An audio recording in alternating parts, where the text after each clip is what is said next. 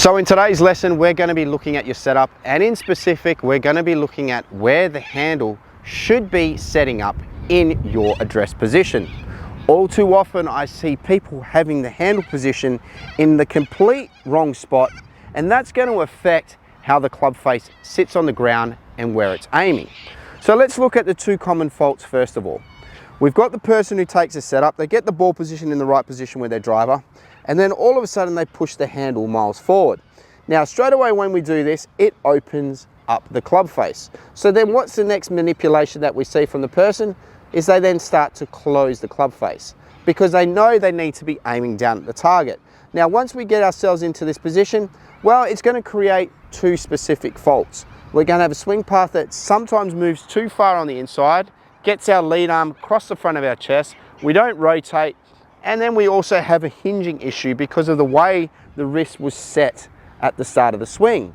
So number one, we don't want to get into this position. The second biggest fault is the person who has the handle too far back. Then again, also we then need to manipulate the club face so it aims at target. And now we've got an open club face and we've got ourselves into a position that's just not going to function. This also leads to disconnection swings on the backswing and then high lead arms and low lead arms. It leads to all sorts of faults in the backswing. And I always say to my students, it's very, very important that we make the dominoes stack up. If we've got something wrong really, really early in our golf swing, and we're talking about setup, it's just going to breed to more faults in the backswing. And what I'm going to show you today with regards to handle position is great. Nothing changes no matter what club you put in your hand. So I want you to understand that when you take the setup, whether it be with your driver or an iron when the ball position is centered, what we want to do is we want to feel like the butt of the club is aiming at our left armpit. And if you're a left-hander, of course, exact opposite to your right armpit. If you can understand this concept and set the blade of the club in its rightful place before you grip it, you're going to give yourself the best chance possible of hitting the ball and creating what we would call a more effective takeaway. So let's look at it again with the driver. We take our setup, the ball position is in the front of our stance, and instead of pushing the handle miles forward, you're simply going to aim it at your left armpit. Now you'll notice there that when I'm hitting it with my driver, the shaft is a lot straighter.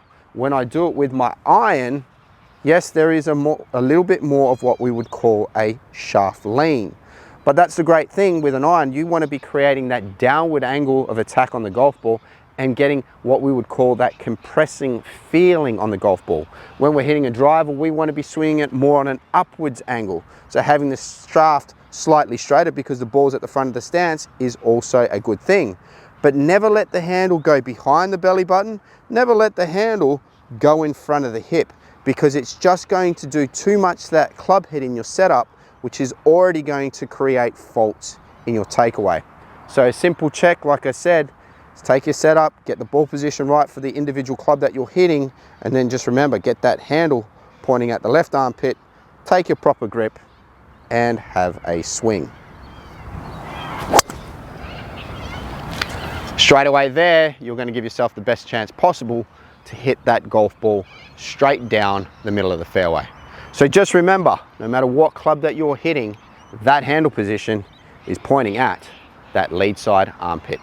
Try that one out. Let me know how it goes for you by leaving a comment down below, and make sure you like, subscribe, and share this video.